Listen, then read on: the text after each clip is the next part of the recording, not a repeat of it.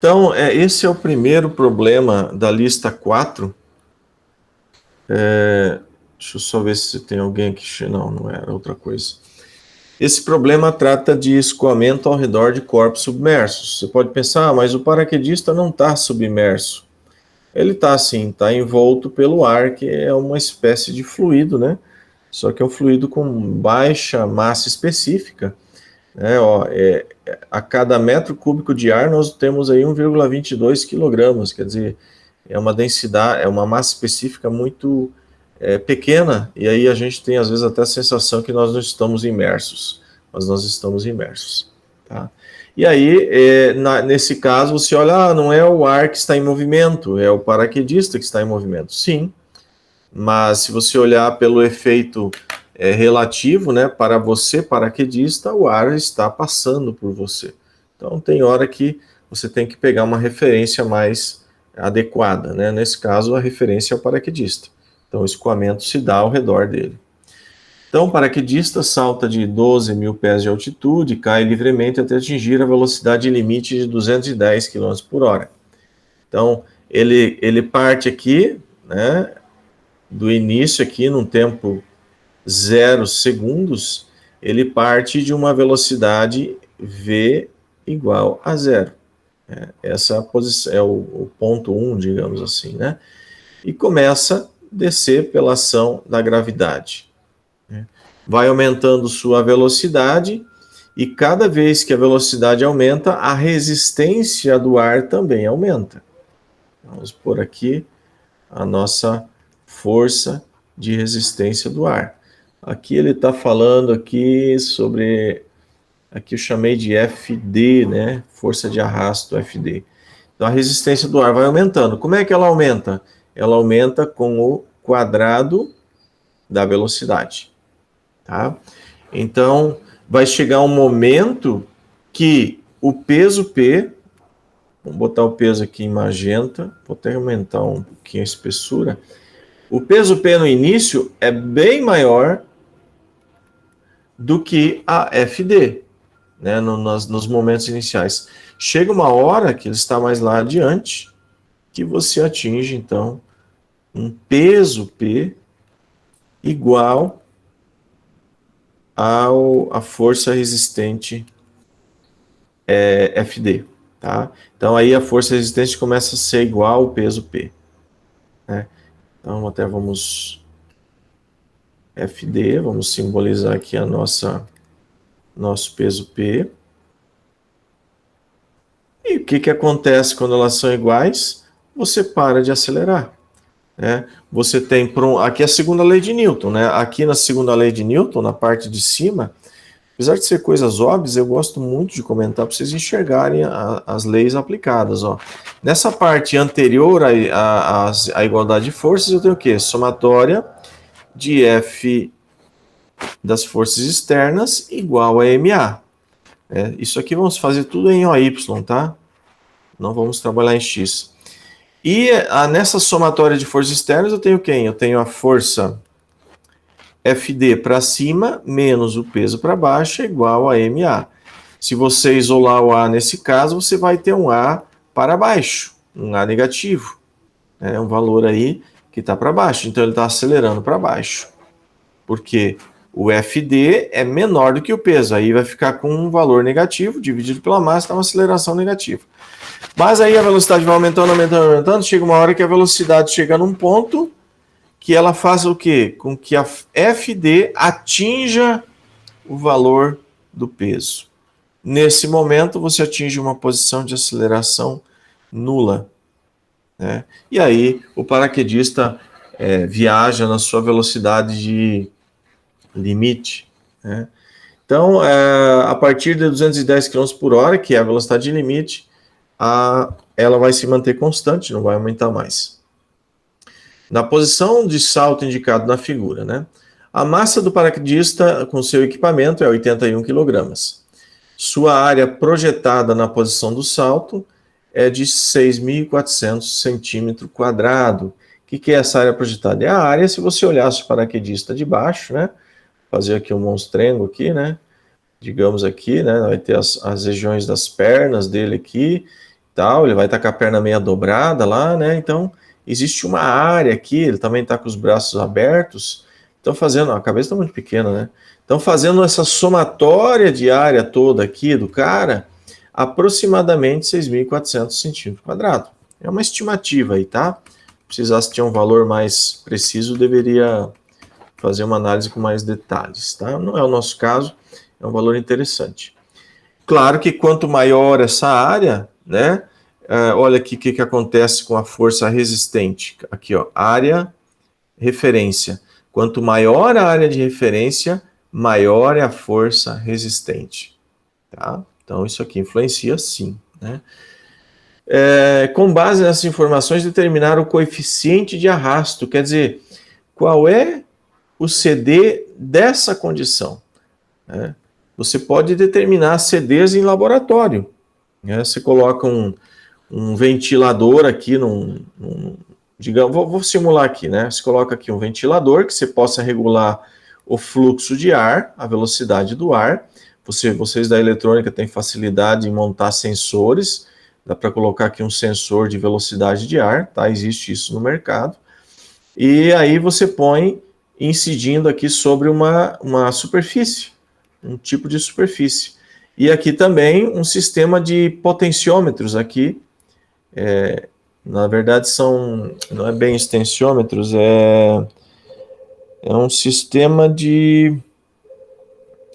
um sistema de extensiometria que ele vai medir qual é a força que esse ar vai empurrar essa placa, por exemplo, à direita, tá? E aí, claro, tem que montar um sistema de trilho para essa placa aqui deslizar sobre os trilhos, não precisa ser uma placa, pode ser qualquer objeto, né? E aí você vai medir a força FD por esse sistema aqui de extensiometria. Então, com a força FD, com a área referência e com a velocidade que você está no momento, com esses três valores você acha o teu CD daquele objeto em específico, tá? Estou dando um exemplo aqui para vocês conhecerem a técnica de levantar o CD, por exemplo, né? Mas não é o nosso caso, nós não vamos fazer isso, mas você já conhece.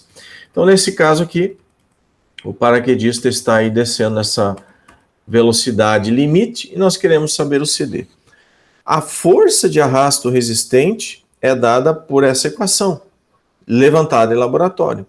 Meio ρ V quadrado, área, vezes o CD. Então, no nosso caso, o objetivo é isolar o CD. Né? Bom, da segunda lei, nós acabamos de ver aqui, ó, que isso aqui vai entrar em estado de velocidade constante quando a força FD for igual ao peso. E aí, utilizando-se da segunda lei e utilizando-se da equação do arrasto, né, nós chegamos a essa conclusão, que o peso, nesse momento de velocidade constante, é igual ao CD vezes meio, vezes ρ, vezes V quadrado, vezes a área. Aí você isola o CD e faz a tua conclusão do problema, tá? Não tem muito segredo aqui, não. Tá bom? Vocês ficaram com alguma dúvida? Como é que foi aí? O Alberto, Bianca, Diego e Maico, tudo certo? Tá entendido? Legal? Tranquilo, tranquilo. Valeu, Diego. O Alberto também, beleza, ótimo. Bianca, conseguiu pegar fácil aí?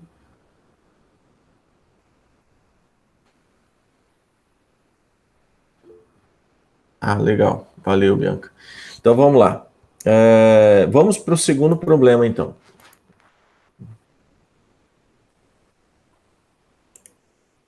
Abrir aqui. O segundo problema é muito similar, só que aqui ele já está falando aqui de um veículo numa potência máxima, né? Vamos aproveitar também as anotações da nossa aula anterior. Eu lembro dessa aula, Diego, mas nós não gravamos ela. Né? Pelo menos eu não tenho ela gravada aqui, né? Não sei se tu lembra se a gente gravou ela ou não. Acho que não, né, cara? Ó, Eu acho que não. não, né? Olha aqui. Ah, tá aqui, ó. Peraí. Não, tá sim, na última. É mesmo, aqui, ó. Equação de Bernoulli, nós aproveitamos e entramos em força de arrasto. Então, pessoal, ó, valeu, Diego. Além dessa aula aqui de hoje, depois vocês podem olhar aqui no Moodle, tem essa outra equação, essa outra aula Bem no finalzinho dela tem força de arrasto. Tá? Então vamos lá. Então, nesse nosso segundo problema, temos aqui um veículo em linha reta, transitando numa região plana, tá? Sem ventos, ou seja, para um observador no solo, ele está olhando o ar está parado. Por que isso é importante? É importante porque se eu souber a velocidade do veículo, eu sei exatamente, então, a velocidade com que o ar chega até o veículo. Agora, se o ar estivesse em movimento, o veículo vai para a direita, vamos fazer aqui um modelinho bem básico aqui. O veículo vai para a direita com uma velocidade de V1. O ar vem para a esquerda com uma velocidade de V2. Na hora de fazer o cálculo aqui dos coeficientes de arrasto, que velocidade eu vou ter que usar? Eu tenho que usar a velocidade relativa, a velocidade de um observador no veículo. Então, o carinha está aqui, está olhando a situação. E ele vai enxergar o ar chegando no veículo com que velocidade? Com V1 mais V2. Porque além dele ir para a direita, o ar vem para a esquerda. Então, você teria que fazer a análise com essa velocidade relativa. Veja que aqui nós não estamos preocupados com vetor velocidade, nós estamos preocupados com o módulo da velocidade. Porque toda a nossa análise é unidimensional. Ou é para cima e para baixo, ou é sudoeste, nordeste, né? Sempre numa direção única. Né? Então, a gente precisa saber a velocidade relativa naquela direção de análise, tá bom? Ok, então, dito isso, vamos limpar aqui. Tá. Na sua potência máxima, ele está indo, né, para a direita aqui, na sua potência máxima de 112 cavalos. Qual será a velocidade atingida se eu mesmo tiver uma área frontal de 27 mil centímetros quadrados? Tá? Aqui eu gosto de fazer um comentáriozinho, né? Ó, 27 mil centímetro quadrado. Os dois aqui são ao quadrado, tá? Olha que bacana para vocês levarem para a profissão de vocês. Não fica aquele monte de cálculo na cabeça. É simples, o cent é 10 na menos 2. Então fica 27 mil vezes 10 na menos 2, que é o cent. Isso aí é ao quadrado. E aí o teu metro quadrado já está prontinho aqui. Ou seja, aqui eu tenho um 10 na menos 4. Então você vai ter aqui, ó. Se você tirar na menos 4, vem 1, 2, 3, 4. Então dá 2,7 metro quadrado, tá? Uma dica para vocês, vale aí para a unidade de comprimento, é muito prático. A unidade quilograma, tonelada e grama também dá para aplicar essas ideias aí. Tem várias unidades que dependem. O litro também, né? Litro, mililitro, centilitro, decilitro, né? E assim vai. Bom, a área frontal é essa, o coeficiente de arrasto é 0,45, não é nada bom, tá? Veículos esportivos, se vocês olharam nas tabelas lá, chega a 0,25, 0,30. Então, esse constante de arrasto, ela não é das melhores, não. Tá? Vamos apagar aqui. Ok. E aí nós conhecemos a massa específica do ar, que é importante, e está dizendo que é para 15 graus, tá? É só uma dica. Você vai pegar aí num dia de 20 graus, 25 graus, isso aqui vai variar muito pouco. Então, eventualmente, você não vai muito se preocupar com esses detalhes aqui, né? Então, eu citei aqui para mostrar que existe variação apenas. Então, nós queremos saber qual é a velocidade máxima que ele atinge quando ele está trabalhando na sua potência máxima. Né? Potência máxima e com essas características de área e isso, o nosso CD, né? Coeficiente de arrasto. Qual que é a velocidade máxima que ele pode atingir? Isso aqui são cálculos que as indústrias automobilísticas fazem de uma forma bem fácil, porque eles já têm todas as informações dos veículos, eles fazem os testes aerodinâmicos no veículo, eles têm já quando eles concebem o projeto inicialmente, eles já têm o norte do CD. Olha, esse veículo, pelas características, ele se enquadra nesse coeficiente CD aqui. Mas aí, se eles precisam, eles levam esse veículo lá para túnel de vento. Túnel de vento tem uns ventiladores enormes. Vamos aproveitar aqui o ensejo, só para a gente colocar aqui, ó, túnel de vento, figuras para veículos. Vamos ver se a gente acha alguma coisa fácil aqui. Olha só. Vamos pegar aqui. Olha aqui. Olha, aqui é de uma... Esse aqui é de uma... Vamos ver se a gente enxerga. Ó. Esse aqui é de uma aeronave, tá? Então, ela está sustentada na vertical aqui, ó, por dois apoios. Inclusive, esse apoio de trás serve para inclinar, como é uma aeronave, né? Ela tem inclinações, né? Tá numa decolagem, está numa velocidade de cruzeiro. Então, esse apoio traseiro, ou talvez seja até o dianteiro, pelo que eu estou vendo aqui, é um cilindro, né? Enfim, esses dois eles servem para inclinar a aeronave. E aí existem sensores que vão medir a força de arrasto no sentido de recuo. Então existe um ventilador enorme lá que projeta o ar na direção da aeronave. O mesmo é feito para automóveis. Vamos ver aqui, ó. Olha aqui, aqui é uma concepção de um túnel completo, né? E o ar é recirculado lá dentro. Olha aqui um Fórmula 1 no túnel de vento. Olha o ventilador lá, tá? Então eles fazem esses testes em túneis de vento. Claro que não se baseia apenas nesses itens. Existem vários outros itens adicionais que são medidos lá no túnel de vento. Eles soltam, por exemplo, aqui na frente do veículo, aqui, né, esse automóvel aqui de corrida, pequenas linhas de fumaça, às vezes coloridas ou brancas, e aí nas laterais, ó, tem câmeras aqui, ó, eles olham como que essa fumaça anda ao redor do veículo. É aquela história do escoamento laminar, que é bonitinho, e o turbulento. Então tem regiões que geram muita turbulência que eles desejam muitas vezes eliminar essa turbulência. E aí eles fazem esse tipo de análise aqui em túneis de vento. Tá? Deixa eu ver, ó, aqui de um caminhão aqui, né? Deixa eu ver, esse aqui eu acho que está numa cabine de pintura, né? Não está num túnel de vento, não. Veículo mesmo a gente acabou não achando aqui. Aqui, ó, essa aqui é show de bola, ó. Olha só, aquilo que eu falei. Esses pontos de fumaça branca aqui, né?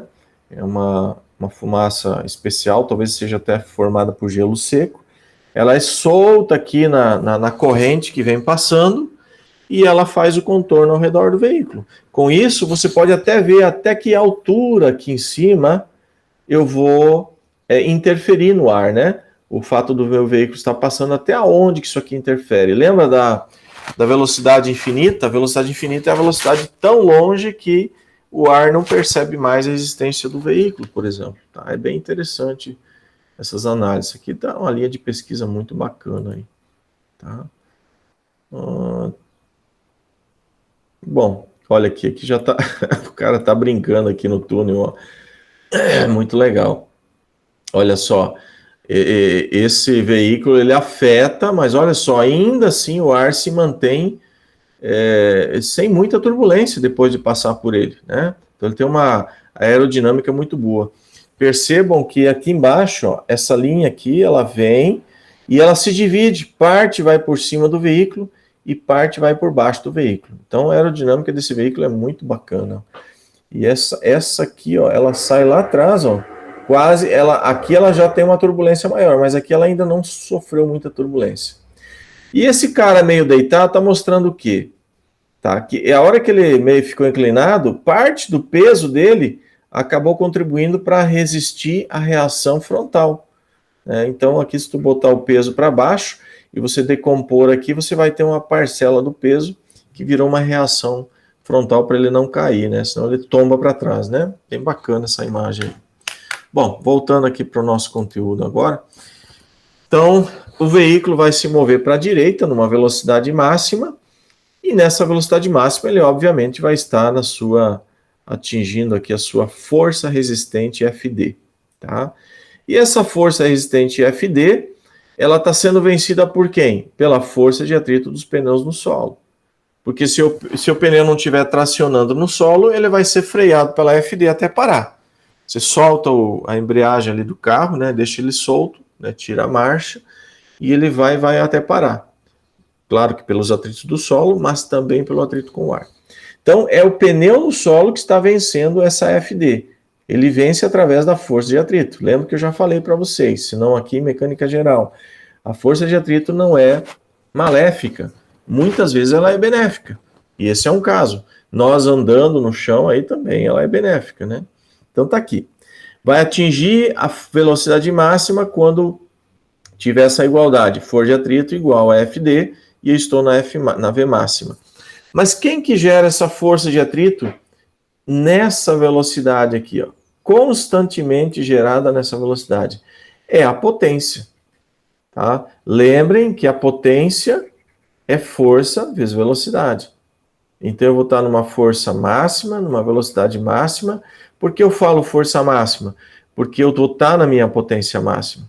Tá?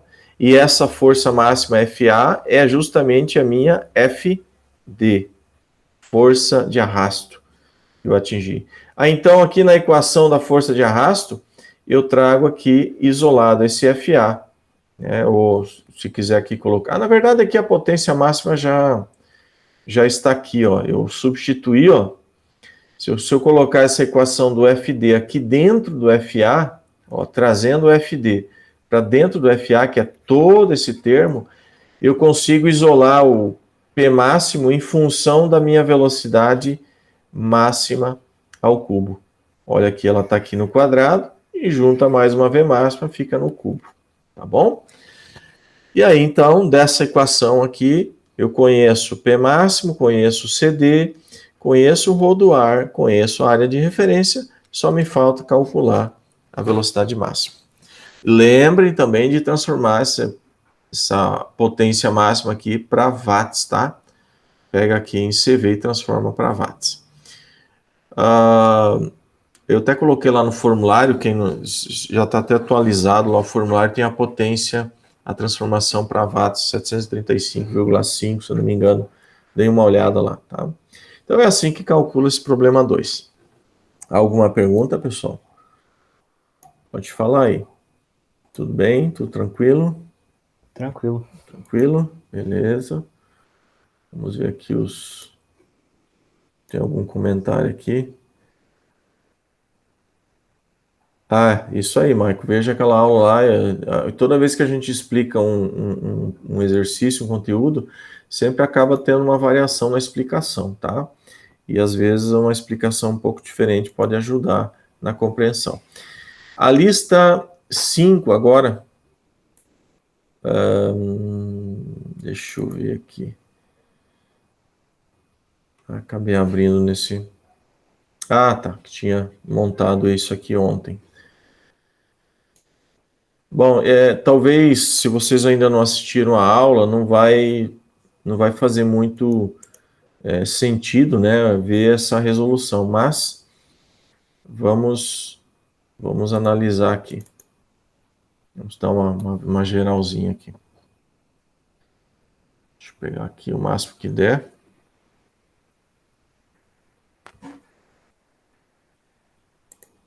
Só fazer uma cópia rápida aqui para a gente poder... para a gente poder levar lá para o GIMP. Aí a gente faz uns esclarecimentos. Eu não vou entrar em muitos detalhes, porque vocês têm que ver o conteúdo lá, mas vou dar uma geral. Depois que vocês assistirem a aula do conteúdo, vocês vão conseguir entender essa parte aqui. Então, vamos lá.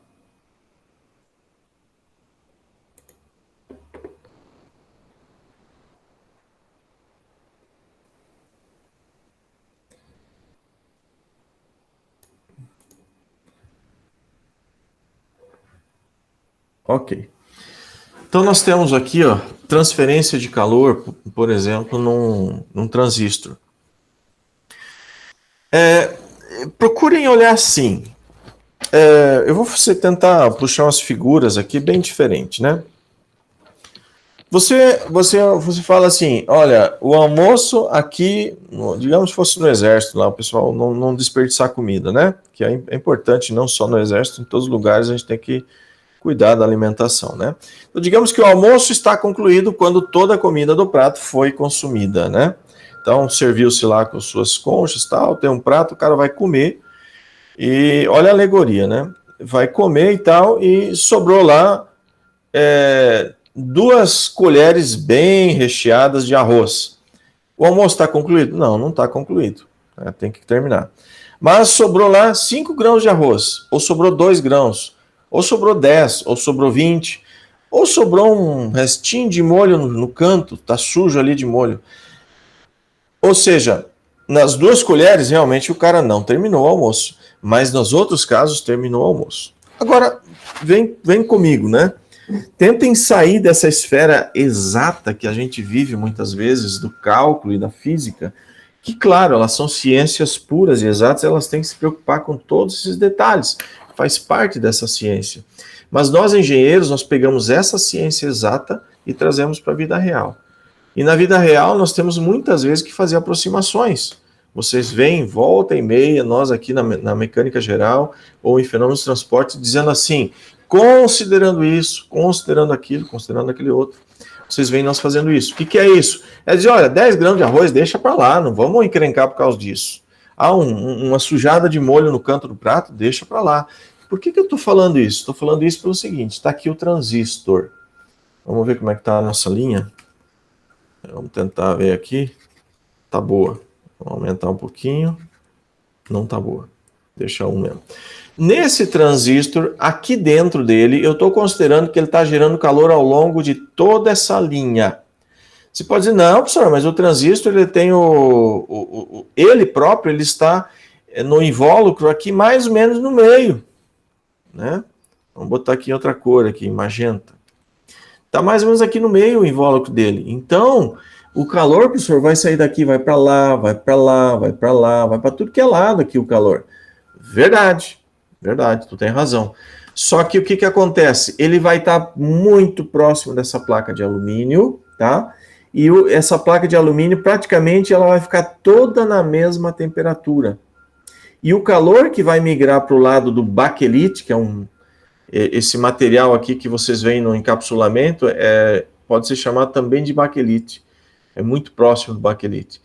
Ele é um péssimo condutor de calor. Então, o calor que migra aqui para a esquerda é muito pouco em relação do calor que migra para a direita. É mais ou menos essa aqui a razão, né? Essa cor não contrastou com o... Só deixa eu mudar aqui de cor.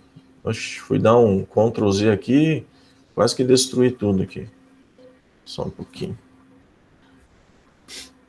O calor que migra para o lado do baquelite é pequeno se você comparar com o restante.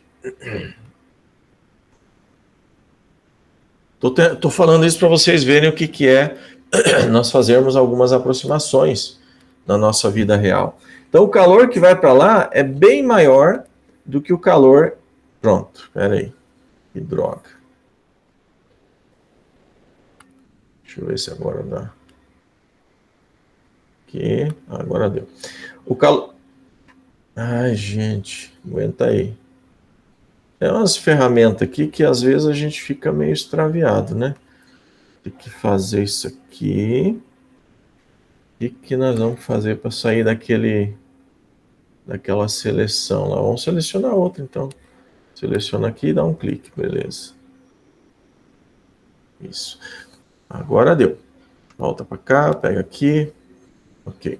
Então, o calor que vai para cá, ele é muito maior, né, do que o calor que vem para cá. Ele é bem pequeno. E aí, esse aqui é os grãozinhos de arroz. Deixa para lá. Eu vou considerar como se toda a minha saída de calor fosse aqui na região do alumínio. E isso, na verdade, vai ser uma análise conservativa. Por quê? Porque se eu considerar que tudo vem para cá e aí eu tiver mais uma saidinha para cá de calor, melhor.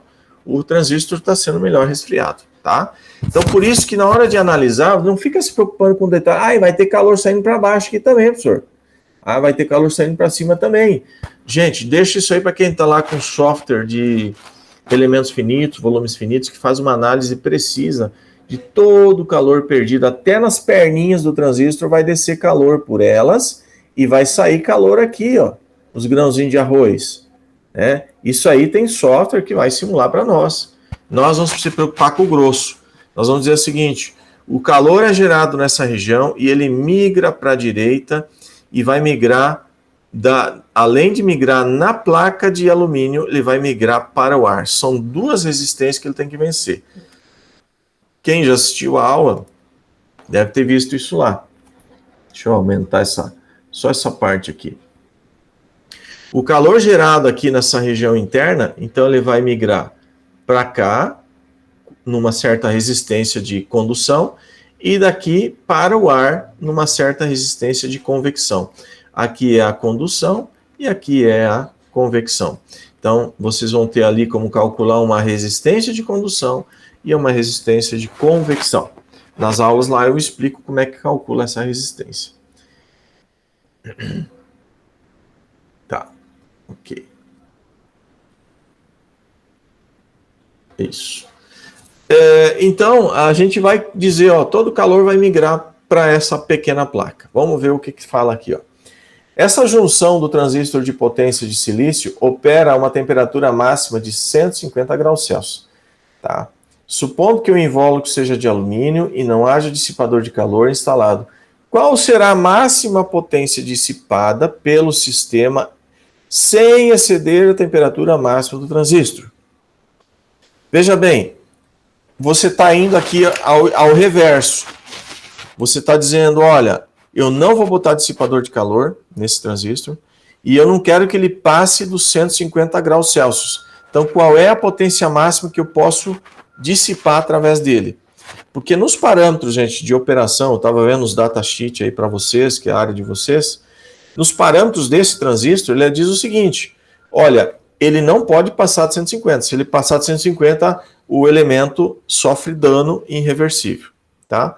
Então, botamos ele trabalhar a 150. Aí eu venho com a parte mecânica, condução de calor por condução e por convecção, né? Transferência de calor por condução e convecção. Qual é o máximo de transferência de calor que eu consigo com esse transistor trabalhando a 150 graus? Aí eu venho aqui com a condutividade do alumínio e venho com a convecção do ar e vou fazer os meus cálculos lá de transferência de calor e chego à conclusão, eu já vou fazer não vou fazer o cálculo, vou dar outras indicações já. E chego à conclusão que esse transistor, ele pode no máximo dissipar 0,142 watts, tá? Se eu sujeitar ele para ele dissipar mais do que isso, a temperatura lá dentro vai subir, tá bom? Por que sobe, professor? Sobe porque só subindo a temperatura é que eu vou conseguir um degrau de temperatura suficiente para que esse calor escoe. Lembram lá da V igual a RI? Né? Vocês vão assistir as aulas, vão ver isso aqui lá. O nosso I é a nossa condução de calor, é watts que está passando, é joule por segundo passando. Aqui é coulomb por segundo, né? E no calor é joule por segundo. O nosso R, lá na condução de calor, vai ter um RK, ou um RH, dependendo se é sólido ou se é líquido. E o nosso V é a nossa temperatura. Aqui, mais especificamente, um ΔV, e aqui também um ΔT. Então, analisa, ó. ΔT é igual a um R, vamos chamar R térmico aqui, para não ser nem o RK nem o RH, vezes o que é ponto. Então, o degrau aqui de temperatura, ó, se você colocar aqui o Q agora, vamos isolar o Q. O Q de temperatura, o Q de condução, que é a nossa corrente, é igual ao ΔT sobre o RT, tá? Então, se você aumentar a potência que você quer dissipar, eu estava lá dissipando 0,14 watts, agora eu quero dissipar 0,2 watts, vou aumentar isso aqui, vamos mudar de cor. Você aumenta aqui a potência que você quer dissipar. A resistência é constante, ela não muda, porque ela depende de área, ela depende da condução e da convecção. Então, isso aqui não muda. Se tu aumentar a resistência... Desculpa, gente, hoje não está fácil. Se tu aumentar a potência que você quer dissipar, você vai precisar aumentar o gradiente de temperatura. E como é que você aumentaria esse gradiente? Ou diminuindo a temperatura aqui do ar, ou aumentando do elemento. Como o ar aqui é um ar externo, você não tem controle, sem controle nenhum, o sistema acaba aumentando a temperatura do elemento. Então aí, em vez de trabalhar a 150 graus Celsius, você vai acabar trabalhando a 170, 180, depende de que ponto você dissipa. Então, por isso que é importante vocês olharem num projeto de potência essas capacidades. Eu sei que é uma pedrinha aí no sapato de muita gente que faz projeto de circuito eletrônico, esse problema de dissipação. Às vezes o cara bota lá um transistor enorme porque ele não tem muita noção de como que ele pode melhorar a dissipação. E é por isso que o segundo exercício desse mesmo problema é o quê? É pegar a mesma situação, só que agora você vai instalar uma placa. Né? Inclusive eu dei uma sugestão. Não instalar a placa, não sei também se tem norma para isso, aí é vocês da eletrônica que tem que ver, né? Não precisa instalar a placa sempre lá para cima, né? Você pode tomar um pouquinho aqui, desce uns milímetros aqui, não tem problema nenhum. Né? Pega a parte de baixo também. O fato é que o transistor vai tomar um pouquinho de área da placa. Então você vai ter dissipação nessa parte da direita frontal e dissipação do outro lado. Dos dois lados da placa vai dissipar. E essa parte aqui é uma parte neutra, porque ela vai estar recoberta aqui, ó. E esse isolamento aqui, que seria o backlit, que ele conduz muito pouco, a gente não está considerando. Então, na hora de calcular a dissipação de calor aqui nessa, você vai considerar toda essa área frontal, mais a área posterior aqui, ó, tá? E que eu falei antes, se tu quiser contar os grãozinhos de arroz, né, você pode contabilizar também essas áreas aqui, ó, embaixo, lateral, em cima, né? Mas não é o nosso caso, inclusive eu acho que nem fornecia a espessura dessa placa aí, né? Tá? Então, como é que é o circuito que vocês vão trabalhar aqui? O circuito análogo elétrico para a parte térmica. É bastante simples. Você tem uma geraçãozinha de calor. Vamos mudar aqui o nosso pen, vamos ganhar um pouquinho aqui de espessura. Você tem uma geração de corrente, é como se fosse uma fonte para vocês. Aí você tem a resistência, o RK do alumínio, que é essa primeira camadinha aqui que você está tendo. Lá no segundo exemplo, deixa eu ver se está aberto, aqui ó, você vai ter essa camadinha mais a outra camada. Aqui eu não coloquei, e eu já vou dar a dica aqui para vocês, utilizem a mesma espessura aqui, tá? A mesma não, quanto que eu coloquei nessa aqui, deixa eu ver. Acho que é muito fina, é 0,8, não, vocês podem colocar aqui... 1 milímetro, deixa eu só ver uma coisa aqui, 1,5 milímetro, tá?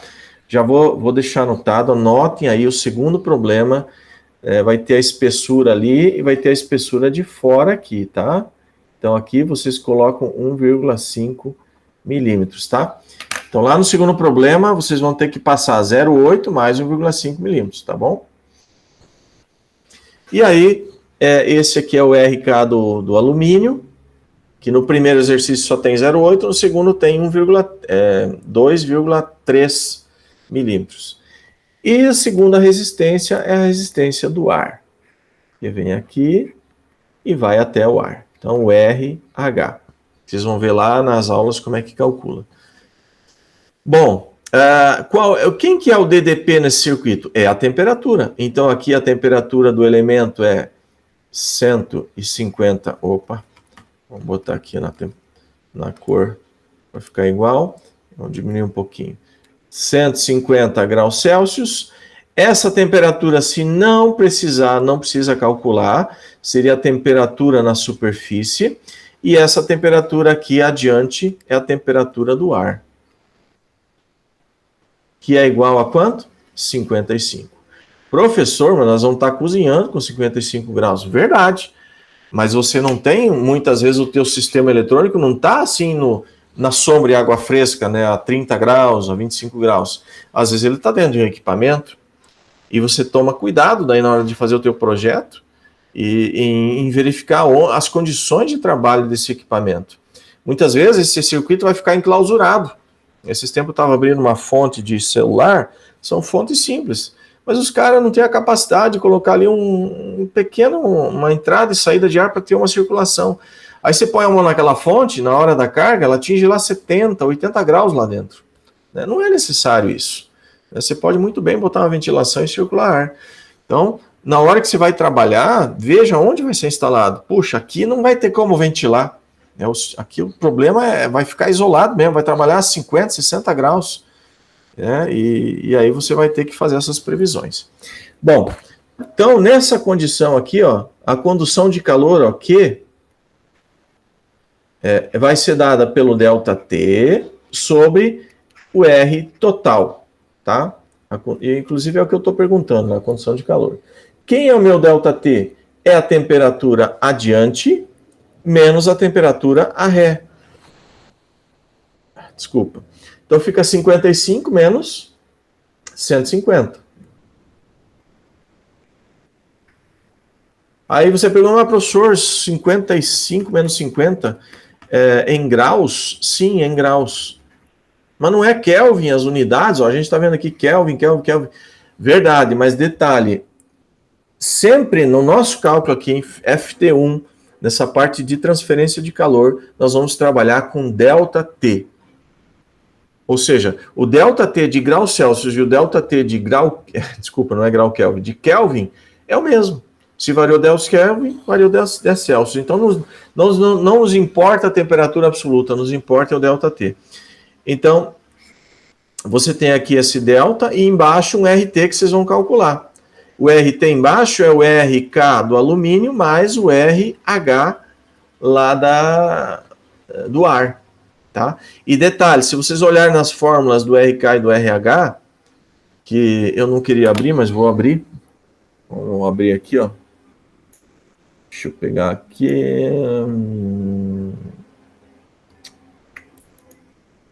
Isso, equivalente elétrico, tá aqui, ó. Olha as fórmulas aqui. Opa, tá aqui, ó. Ó, o RK é menos, grave-se menos, a espessura da chapa, ou do meio que você está transitando, sobre a condução, o coeficiente de condução térmica daquele material sólido, vezes a área que está transferindo calor, né? Então, tem lá 1 centímetro quadrado transferindo calor, né?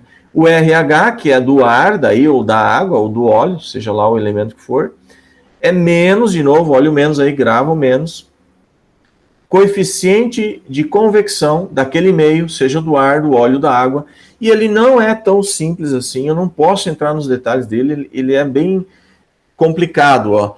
A dissipação de calor da superfície inferior, ela é igual da superfície superior? Não. O H da superfície inferior é diferente do H da superfície superior. Aqui, o H dessa superfície aqui na vertical é diferente de um H da superfície superior e inferior. Ou seja, depende da posição da superfície, muda o H. E eu estou dando o básico do básico nesse H para vocês terem uma noção. Quando vocês precisarem se aprofundar, vocês vão ter que estudar até o número de Nusselt. E aí, o número de Nusselt possibilita você calcular o H. Deixa eu até ver se não está aqui para cima. Esse Nusselt aqui, não vai estar aqui. Está numa aula anterior. Então, esse número de Nusselt vai propiciar você calcular o H com mais precisão, dependendo da superfície, tá? Mas eu vim para cá pegar mesmo, foi o sinal, tá? Então, com o nosso sinal, vocês percebem o quê? Que em cima vai dar um negativo, mas embaixo o R também vai ser um negativo. E ele vai acabar positivando, tá? O fluxo aqui ele vai ser positivo. E aí, então, você tem aqui uma corrente elétrica, entre aspas, que é o nosso Q ponto, fluindo daqui para lá. Como a corrente flui sempre de um potencial maior para menor, o calor também flui de um potencial maior para menor. Provavelmente lá na análise elétrica vocês também têm um probleminha do sinal, né? Que o Q ele é positivo para o lado de uma taxa negativa de potencial elétrico. Aqui o que é positivo no sentido de uma taxa negativa da temperatura, tá? Então, com essa equaçãozinha básica, vocês conseguem fazer o cálculo do Q, tá? Nesse caso aqui. Em cima vai ser isso mesmo, 55 menos 150, e embaixo vocês têm que fazer lá com as equações o cálculo do RK e o RH, tá bom? Então, esse aqui seria o primeiro problema, e o segundo problema eu nem vou... Opa, pode falar. Posso só fazer um comentário desse aí? Sim. Eu resolvi ele E ali a gente percebe que a temperatura ela vai praticamente se manter constante até Isso. na superfície ali, né? Aham. Entre o ar e o... Um ótimo comentário. Entre o ar e aqui nessa, se diz aqui Isso, no alumínio, né? isso, no alumínio. Obrigado, Diego, por lembrar. Isso aí, eu acho que, não sei se eu falo nos vídeos, mas é assim.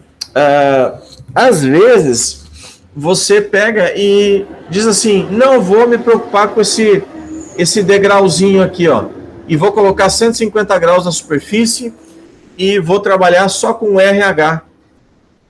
Em vez de eu ficar mexendo lá com transferir daqui para a superfície, depois da superfície para o ar, eu já vou dizer que aqui está 150 e aqui no ar está 55 e aqui embaixo eu já calculo isso aqui mesmo, 55 menos 150, só que nem trabalho com o RK e vou direto para o RH e pronto. E se você fizer, vai dar uma merreca de diferença. Você chegou a fazer, Diego? Até. Não cheguei a fazer, mas eu percebi ali, porque o RK ele é muito baixo, né? Aham. É 0,035. Isso. Então, praticamente não. É muito baixo, exatamente. Então, você tem um degrau, um gradiente de temperatura bem pequenininho. Então, você está aqui, por exemplo, ó, 150 lá no elemento, tá?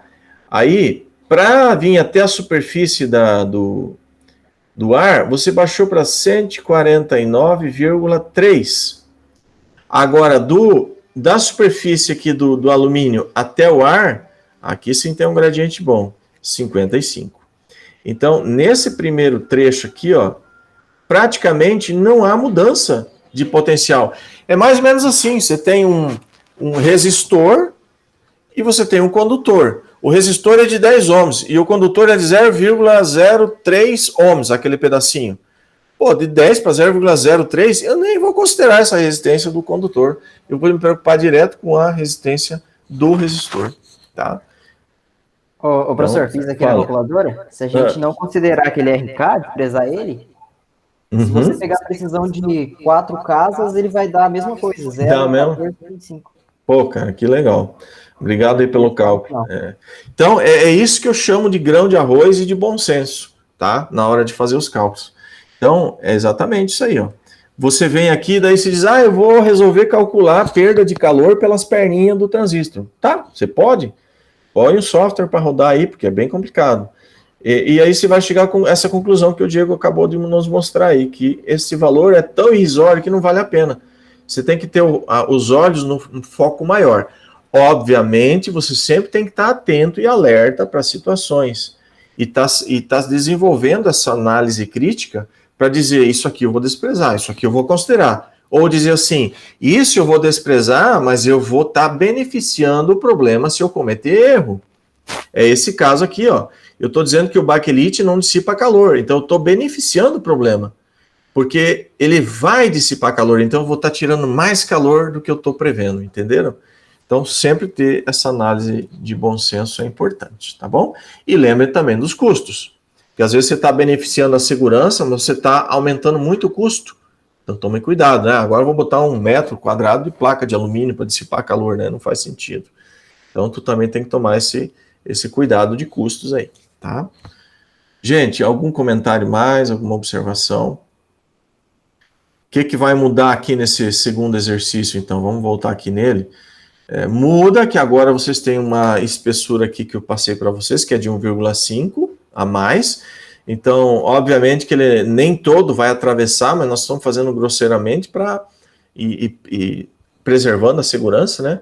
Então, digamos que ele vai atravessar aqui, daí que ele vai para o ar, tá? Então, ele vai atravessar tudo para dissipar. E a área agora não é mais aquela pequena área lá, é toda a área frontal, toda a área posterior, menos a área recoberta pelo transistor, tá bom? Eu não fiz esse cálculo de baixo, tá? Ontem que eu montei essa questão. E a hora que vocês tiverem, se puderem me mandar ali no Moodle, né? Manda a resposta aí para a gente discutir. E também, dependendo do meu tempo, eu vou resolver isso aí também. Outra coisa, olha só. Para melhorar a troca de calor, foi colocado um ventilador com melhor fluxo de ar. Então eu consegui aumentar a velocidade do ar passando aqui nesses transistores, e aí eu aumentei o meu H de 15 watts para 19 watts. Então houve uma melhora aí nessa transferência de calor. Além de instalar o dissipador que deu mais área, eu aumentei também o H. Deixa eu só olhar lá na equação para tentar mostrar para vocês. Olha só, a troca de calor aqui, ó, por convecção, que é o quê, né? O fluxo de calor, ele depende de quem? Do H, que eu aumentei colocando um ventilador lá, e do A, que eu aumentei colocando uma área maior do dissipador. Tá? Então é assim que funciona. E como é que eu melhoro a troca de calor por condução? Você pode diminuir a resistência. Vamos pegar, cadê a condução está aqui, ó. Estava olhando aqui, vamos olhar aqui em cima. Você pode melhorar o material, né? Em vez de usar o alumínio, vou usar o cobre, por exemplo. O cobre é um ótimo condutor de calor. E vou aumentar a área também. E eu posso diminuir a espessura? Posso, então vou diminuir a espessura. Mas nem sempre é interessante. Às vezes você quer tirar o calor de um lugar, tá? Se vocês abrirem esses notes, esses tablets, muitos smartphones, eles têm uma barra de cobre que tira o calor lá do processador e leva lá perto da saída do calor. Então ele conduz aquele calor pela barra até uma saída. É muito bacana a ideia. Então, às vezes, você quer mesmo fazer uma condução aqui, ó. Você vai precisar ter um trecho longo a percorrer, tá bom? Mesmo que seja sinuoso, né? Você tem uma barra de cobre conduzindo o calor para fora do sistema. Não tem problema que seja sinuoso, é o comprimento da barra que importa. É que nem um condutor de corrente. Não tem problema se ele é sinuoso, se ele é reto. A corrente vai passar por ele. Aqui acontece a mesma coisa. Tá bom? Alguma pergunta mais? Professor, eu estou em dúvida com relação à área ali. Ah, tá. Vamos lá. Vamos pegar aqui. É a área que vai usar aqui? Isso. Tá. Toda a área frontal, essa área desse lado aqui, mais a área desse lado, menos a área de contato. Por quê? Porque o isolante está recobrindo ela, né? Tu tá vindo aqui, vou pegar a borracha. Essa é a placa de dissipação e esse é o transistor. Então, eu vou acoplar o transistor aqui. Eu estou tirando uma área. E esse lado do transistor, ele não dissipa calor. Nós estamos dizendo aqui que ele quase não sai nada de calor. Então, é toda essa área frontal aqui, essa área traseira, menos essa área de cobertura. Tá?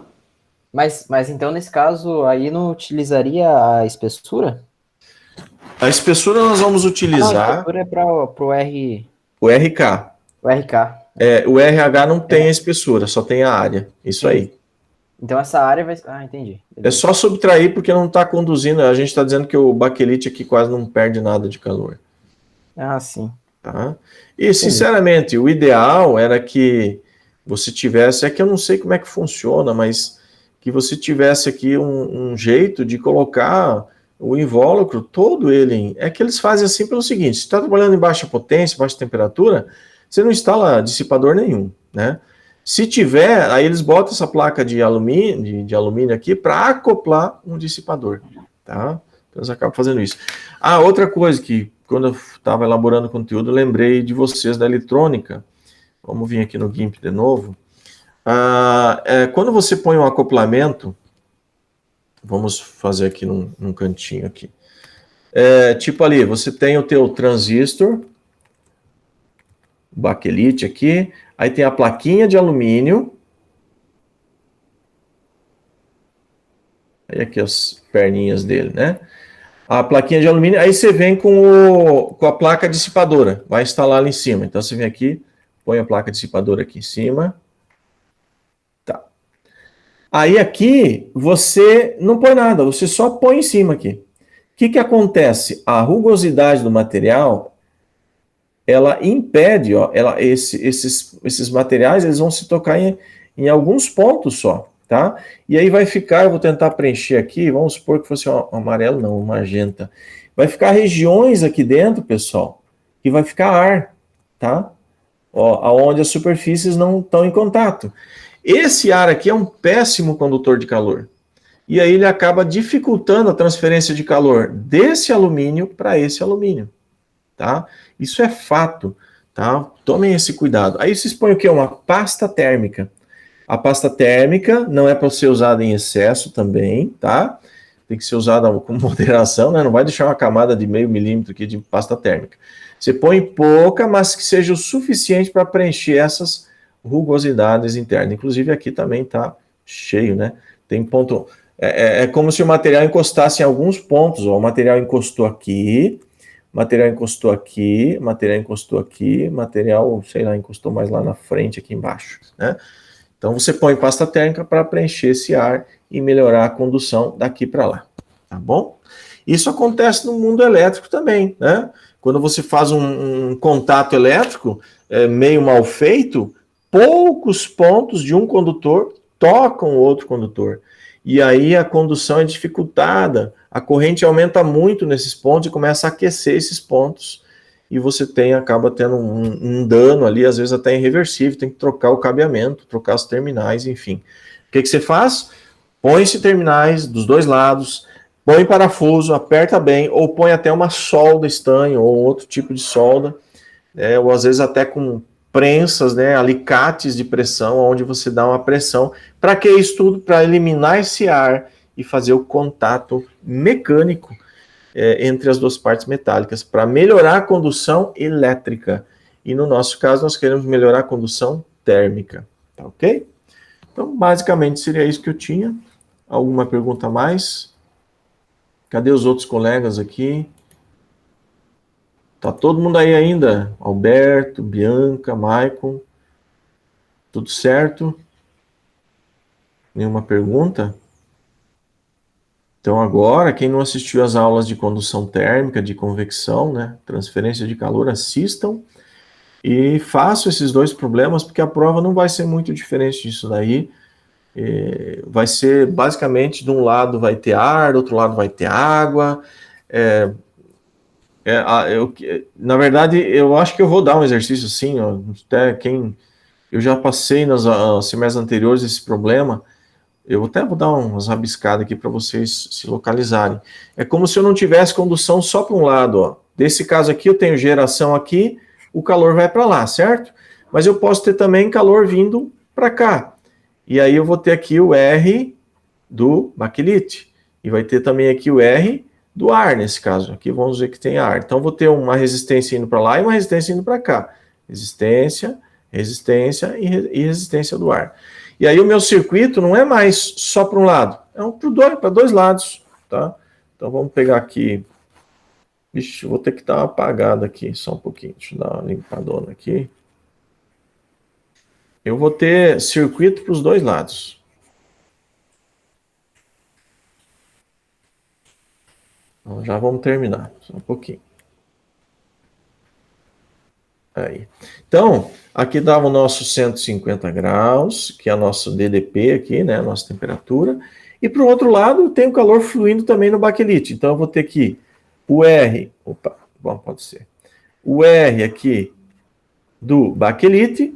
E aí o baquelite tem que despejar essa temperatura, esse calor para o ar. Então, vai ter aqui o R do ar, que seria um RH, esse aqui seria um RH, tá? E aí o que acontece? Eu vou ter corrente fluindo para lá, eu tento falar meio paralelo aí, tá? E tem um corrente aqui, vamos dizer que seja Q1 e aqui um Q2, e tem um corrente vindo para cá. Então a minha corrente total gerada aqui, ó, essa minha potência total gerada, vamos chamar de Q do elemento, é uma outra equação que eu tenho. Isso aqui é a lei dos nós. Toda a corrente que chega ou sai ou é gerada lá vai ter que se equilibrar e dar zero. O que chega tem que ser igual ao que sai, mais o que ou o que chega e o que é gerado tem que ser igual ao que sai, né? Então aqui no nosso caso, o que é gerado é igual ao que sai, Q1 mais Q2, né? Então, e aí essa aqui é uma equação a mais que você tem. Você tem condução aqui, ó, outra equação é essa aqui, ó.